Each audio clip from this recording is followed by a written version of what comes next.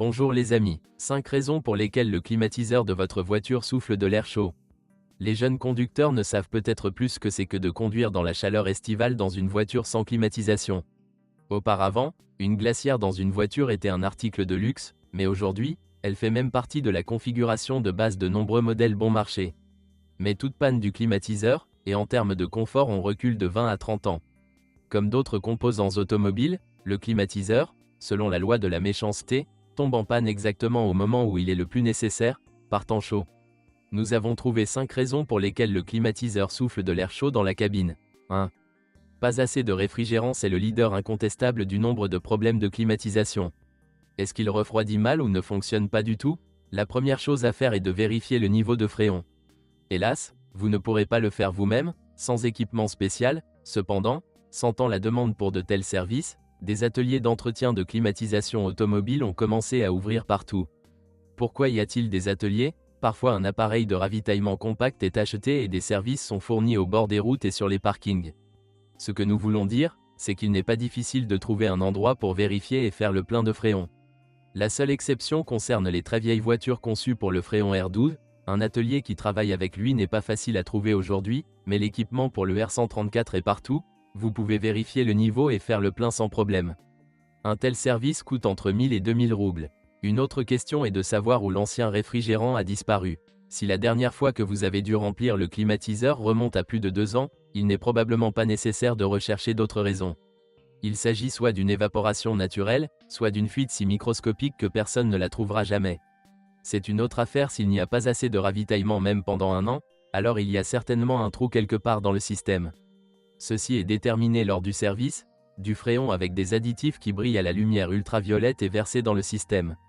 Il suffit ensuite de regarder à travers le compartiment moteur avec une lampe de poche spéciale pour comprendre d'où vient la siphonite, puis, en fonction des résultats du diagnostic, soit de le souder, une soudure à l'argon est nécessaire, soit de changer les tubes. 2. Refroidissement faible du condenseur. Quiconque a au moins une compréhension générale du fonctionnement d'un climatiseur de voiture, et pas seulement des voitures, le principe de fonctionnement de tous les dispositifs de refroidissement est le même, comprend que sans refroidissement au fréon, il n'y aura pas de fraîcheur dans l'habitacle. Dans une voiture, le refroidissement s'effectue dans un condenseur, généralement appelé en argot radiateur de climatisation. Il est situé devant le radiateur principal et est le premier à rencontrer le flux d'air entrant, ce qui aide le ventilateur standard à refroidir le fréon. Il y a 2 raisons pour lesquelles le refroidissement sera insuffisant. Soit il y a un problème avec le ventilateur, soit le condenseur est bouché. Comme pour tout appareil électrique, le ventilateur peut présenter de nombreux problèmes. Ceci inclut une panne de moteur, des problèmes de câblage, une tension insuffisante, un manque de masse et un fusible grillé en général. Le diagnostiqueur a beaucoup de choses à faire. Certes, le ventilateur lui-même se détecte facilement. Lorsque le compresseur de climatisation commence à fonctionner, le ventilateur doit s'allumer à la première vitesse. Si cela ne se produit pas, alors vous n'avez pas besoin de chercher plus loin. Jusqu'à ce que le ventilateur ne fonctionne pas, le système de climatisation est inutile. Et puis soit allez chez un électricien automobile, soit armez-vous d'un testeur et commencez à tout appeler pour en déterminer la raison. Attention, c'est la première vitesse qui est nécessaire. Le ventilateur peut par exemple s'allumer à la deuxième vitesse, mais sans fonctionnement constant à la première vitesse cela n'aidera pas. Avec un condenseur bouché, d'une part c'est le cas plus facile, mais d'un autre côté, ce n'est pas le cas. C'est plus simple dans le sens où il n'y a rien à diagnostiquer, il suffit de le prendre et de le nettoyer mécaniquement. La difficulté est que la disposition de nombreuses voitures est telle que pour cette procédure, vous devrez démonter la moitié de la partie avant, au moins retirer le pare-choc. Il suffit de coller un tuyau Karcher et de le souffler ne fonctionnera pas. De plus, vous pouvez endommager les nids d'abeilles. Mais, dans tous les cas, le problème d'un condenseur bouché peut être résolu indépendamment et sans équipement spécialisé. 3. Dysfonctionnement du compresseur. Si la vérification du niveau et du refroidissement du fréon n'a rien donné, alors c'est à l'artillerie lourde, des raisons plus difficiles et plus coûteuses à réparer. La panne du compresseur vient en premier sur cette liste. Il arrive souvent que les problèmes ne viennent pas seuls, les compresseurs tombent simplement en panne à cause d'un manque de réfrigérant ou de son mauvais refroidissement, car ils ne fonctionnent pas non plus en mode normal et reçoivent peu de lubrification. Du lubrifiant est ajouté au fréon, peu de fréon signifie un manque de lubrification. Réparer un compresseur est une tâche ingrate. C'est un appareil assez complexe, nécessitant à la fois du savoir-faire et des pièces de rechange. Si le compresseur tombe en panne, Il est alors logique d'envisager d'en acheter un d'occasion après démontage. Les compresseurs de la plupart des voitures ont une durée de vie décente, donc même une copie d'occasion peut durer longtemps, même si dans tous les cas, il s'agit d'un cochon dans un sac, qui ne peut être vérifié qu'en l'installant sur la voiture. Je ne préconise pas cette option pour résoudre le problème. En plus du compresseur lui-même, il peut y avoir des problèmes avec l'accouplement électrique et la poulie. L'accouplement peut subir des dommages électriques et mécaniques, et les réparations sont généralement difficiles et coûteuses. Il est rare que quelqu'un répare l'accouplement. Le point faible des poulies est le roulement, qui peut tomber en panne à tout moment. Le plus triste, c'est que si elle se bloque, la courroie d'entraînement se brise presque inévitablement et le propriétaire de la voiture se retrouve avec un tas de problèmes supplémentaires, mais le grincement qui accompagne, par exemple, l'infiltration d'eau, sont également une chose très désagréable. Sur de nombreuses voitures, seul le roulement de la poulie peut être changé sans problème, même par vous-même, vous n'avez besoin que d'extracteurs et d'une presse. Vous devez également faire attention, si lors du pressage et du pressage, la poulie est légèrement endommagée ou pliée, un tel compresseur ne fonctionnera plus. 4. Dommage au câblage. La perturbation des circuits électriques est une panne banale, mais très méchante, et surtout, personne n'en est à l'abri. Il existe de nombreux composants électriques dans le système de climatisation, chacun étant doté d'un câblage et de capteurs de pression de contrôle. Sans leur lecture correcte, vous ne pouvez pas non plus vous attendre à de la fraîcheur dans l'habitacle. Le problème traditionnel du diagnostic des pannes électriques est le grand nombre de sites de diagnostic potentiels. Comme on dit, continuez à appeler et à appeler.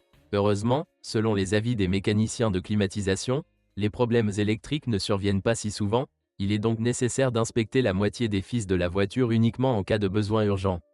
Mais cela peut aussi arriver, et les réparations peuvent alors être très imprévisibles en termes de calendrier et de durée. 5. Registre et commande de chauffage. Formellement, cette raison ne s'applique pas au système de climatisation, mais elle correspond parfaitement aux conditions que nous mettons dans le titre. De l'air chaud peut souffler du climatiseur, à condition qu'il soit pleinement opérationnel. Même dans un simple chauffage de voiture manuelle, différents flux sont mélangés en fermant certains canaux d'air et en ouvrant d'autres. Dans les systèmes de climatisation, où tout fonctionne grâce à des servos, et même sous le contrôle d'un cerveau électronique, ce labyrinthe peut être très complexe. Et les perturbations dans le fonctionnement du système entraînent des conséquences imprévisibles. En termes de détection et de correction des problèmes, les systèmes électroniques sont plus pratiques, principalement parce que tout système de climatisation, même le plus ancien, dispose de systèmes de test et d'autodiagnostic. Si l'unité de climatisation fonctionne correctement, elle sera alors, avec un degré de probabilité élevé, capable de déterminer quel circuit est cassé et où chercher le registre bloqué. Certes, réparer et remplacer l'unité elle-même peut coûter très cher. Avec les climatiseurs mécaniques, vous devrez retirer le tableau de bord, démonter le poêle et rechercher vous-même un câble cassé ou un registre coincé. Cette procédure s'avère presque toujours plus longue. Certes, pour un tel travail, vous n'avez pas besoin de grandes compétences, il suffit de lire sur Internet comment retirer le tableau de bord et démonter le poêle sur un modèle de voiture spécifique, vous déplacer avec des outils et trouver le problème. Il faut juste du temps. Il vaut mieux ne pas remettre à plus tard la réparation du système de climatisation. Chaque jour dans la chaleur est un coup dur pour le confort, et plus tard vous résoudrez le problème de l'air à mauvaise température provenant des bulles, plus vous devrez souffrir longtemps. Cela ne sert à rien de réparer le climatiseur avant l'hiver. Si vous n'avez pas réussi à tout faire avant la fin de la saison, il vaut mieux recommencer un nouveau cycle au printemps. Quant aux causes possibles et aux technologies de réparation, tout est le même que pour les autres éléments de la voiture. Nous considérons les raisons par popularité, de fréquentes à rares, excluons les options et, en utilisant la force brute, arrivons au véritable coupable de la panne. Réparer ou remplacer une pièce de rechange, le faire vous-même ou vous rendre dans un centre de service? Hélas, il est impossible de répondre sans ambiguïté à ces questions pour tous les conducteurs, les données d'entrée sont trop différentes. Mais comprendre le problème et diagnostiquer indépendamment la panne représente déjà la moitié de la bataille pour redonner de la fraîcheur à l'habitacle, même si vous contactez plus tard le service avec le problème.